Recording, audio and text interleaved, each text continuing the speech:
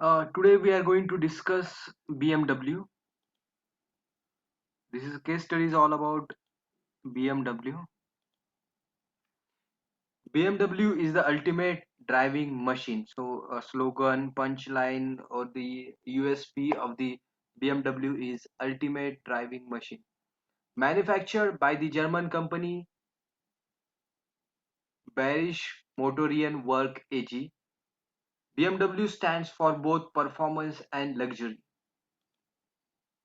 So it is basically a German company, and it is very old company, and it is known for luxury and good performance. The company was founded in 1916 as an aircraft engine manufacturer and produced engines during World War One and Two. So the company is known for preparing aircraft engine, but that time uh, very few the demand was very few for manufacturing aircraft engines, so they entered into the automobile engine. And aircraft engine is also manufactured by the Boeing, then Rolls-Royce, GE, and many other companies. So there was a competition. So to diversify themselves, they entered into automobile industry. In World War One and World War Two, they have prepared or manufactured aircraft engine for Germany in 1916. It evolved into motorcycle and automobile marker maker by mid 20th century, and today it is internationally respected company and brand with the $106 billion in sales in 2012. So by looking at the sales or the revenue of $106 billion, you can imagine that this is very big company. BMW's logo is one of the most distinctive and globally recognized symbols ever created. So BMW's symbol is very nice. It is very it's like when you see that logo, it's like uh,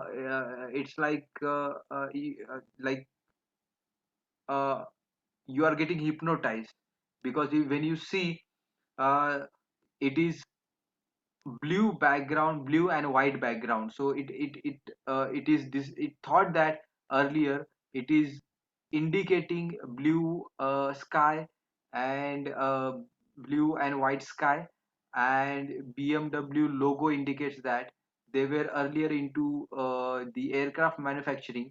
So old aircraft was having fan in front of that aircraft, and that through aircraft that fan, you can able to see the sky. So that's how they originated this logo.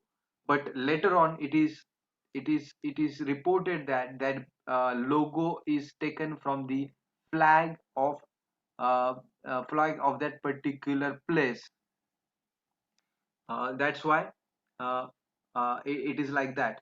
The signature BMW roundel looks like a spinning propeller blade set against a blue sky background,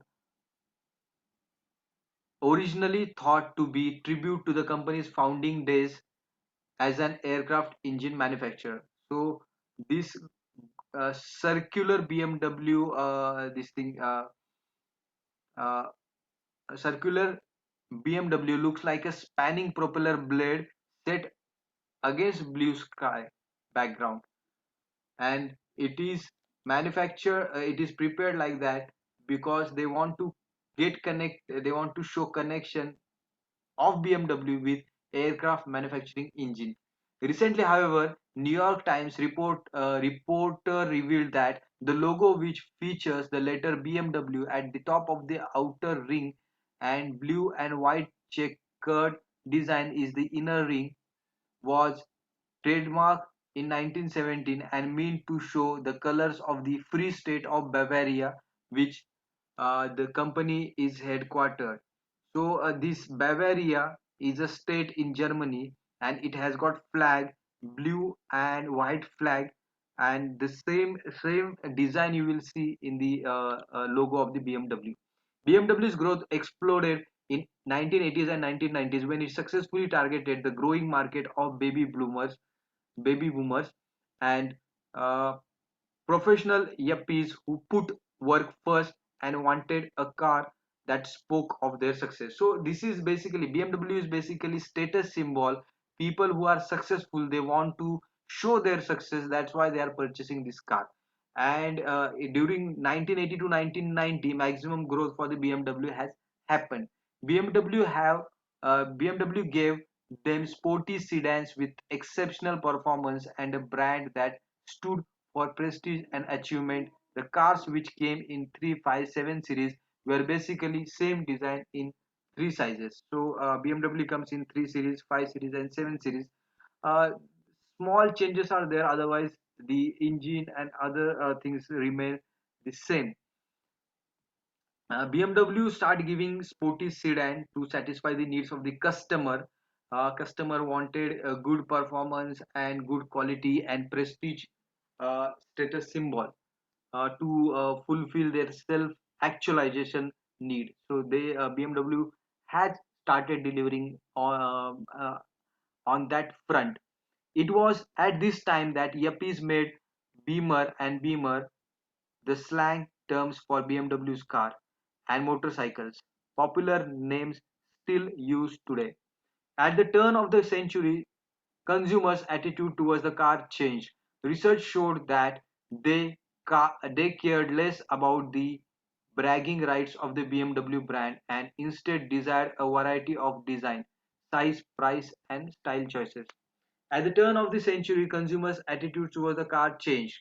Research showed that they cared less about the bragging rights of the BMW brand and instead desired a variety of design, size, price, and style choices.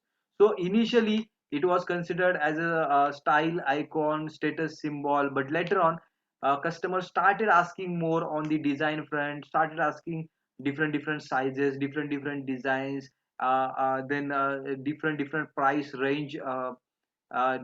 They want products to be in different categories, and style, fashion, design were the major expectation, uh, uh, major expectation by the customers. As a result, the company took several steps to grow its product line by targeting specific market segment. So as the demand started increasing, they started launching the product as per the need of the category, as per the different categories in the automobile sector. This resulted in unique premium priced cars such as SUV, convertibles, and roadster, as well as less expensive compact cars like 1 Series. In addition, BMW redesigned its 3, 5, and 7 Series cars, making them unique in appearance yet maintaining their exceptional performance. In addition, BMW redesigned its 3, 5, 7 Series cars, making them unique in appearance yet maintaining their exceptional performance. So performance remains the same, but they started adding aesthetic look, beauty. Then they updated this car. They make it more aesthetic, more beautiful. The external appearance was improved a lot, and these cars were looking unique as compared, differentiating from other competitors. BMW's full range of cars now includes 1 Series, 3 Series, 5 Series, 6 Series, 7 Series, X Series, Z4 Roadster, M Series, hybrids, and BMW i. So lot of product portfolio they have. The product line has increased as per the demand from the customers. BMW created a lower price 1 Series and X1 SUV to target the modern mainstream, a group who are also family focused and active but had previously avoided BMWs because of their premium cost. So they wanted to increase upper middle class also. They started offering low price 1 Series car, and it was a family car. The 1 Series reached this group with its lower price point, sporty design, and luxury brand. The X1 and X3 also hit home with the smaller, less expensive design. So 1 Series was for the middle class, upper middle class, and they also added X1, X3 series with smaller, less expensive SUV design, so that people who were aspiring, who wanted to purchase car, but because of small budget, they cannot able to purchase their car, then they started offering slightly lesser price car for middle class and upper middle class.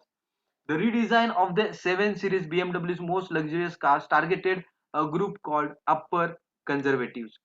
So they also started offering 7 Series car for the rich, affluent, high net worth individual. These wealthy traditional consumers don't usually like sportier cars, so BMW added electronic components such as multiple options to control the windows, seats, airflow, lights, a push button, ignition, and night vision, all controlled by a point and click system called iDrive. So BMW come up with the iDrive concept where with a single click you can control everything like windows, seats, airflow, lights, push button ignition, night vision, everything can be controlled by just one click. And that iDrive iDrive technology they started giving in the BMW cars, and they knew that these high net worth individual, very rich people, they are not purchasing sport car, but they need some more features in their car. These enhancements added comfort and luxury, attracting drivers away from the competitors like Jaguar and Mercedes. So BMW becoming more premium than Mercedes and Jaguar. They had a lot of features as compared to Jaguar and Mercedes, and it created uh, uh, a unique positioning amongst the minds of the customers. BMW successfully launched the X series by targeting upper liberals who had achieved success in 1990s and gone on to have children and take up extracurricular activities such as biking, golf, and skiing. So as per the demographic characters of the customers, like those customers who like biking, golf, skiing, and who have achieved 1990s and they were called upper liberals, for them they launched X series car. These consumers needed a bigger car for their active lifestyle and growing families, so BMW created a high performance luxury SUV. BMW refers to its SUV as a sport activity vehicles in order to appeal even more to these active consumers. So these uh, people, these customers, they wanted a big car in SUV category, luxurious as SUV category. So accordingly, as BMW has launched the car. BMW introduced convertibles and roadsters to target postmoderns, a high-income group that continues to attract attention with more showy, flamboyant cars. BMW 6 Series, flashier version of the high-end 7 Series, also targeted this group.